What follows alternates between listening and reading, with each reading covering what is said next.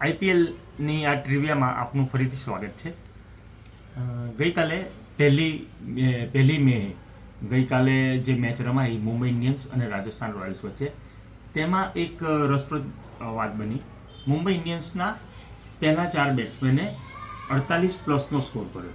એટલે રાયન રિકલ્ટન, રોહિત શર્મા બંને અડધી સદી ફટકારી. ત્યારબાદ સૂર્યકુમાર યાદવ અને હાર્દિક પંડ્યા 48 રને અન્નમ રહ્યા.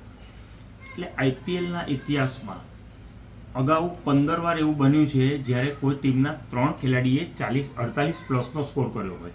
પણ આ પહેલો કિસ્સો છે જ્યારે 4 ખેલાડીએ 48+ સ્કોર કર્યો છે. અને આ અગાઉ 40+ની હવે આપણે વાત કરીએ તો આ અગાઉ એવું 2 વાર બન્યું છે જ્યારે ટીમના પહેલા 4 ખેલાડીએ 40+ સ્કોર કર્યા હોય.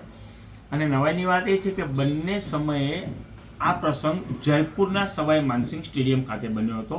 બંને સમયે બોલિંગ કરનારી ટીમ રાજસ્થાન રોયલ્સની હતી. પહેલી વાર બન્યું મે 2011માં, જ્યારે ચેન્નાઈ સુપર કિંગના પહેલા 4 બેટ્સમેને 40+ સ્કોર કર્યા.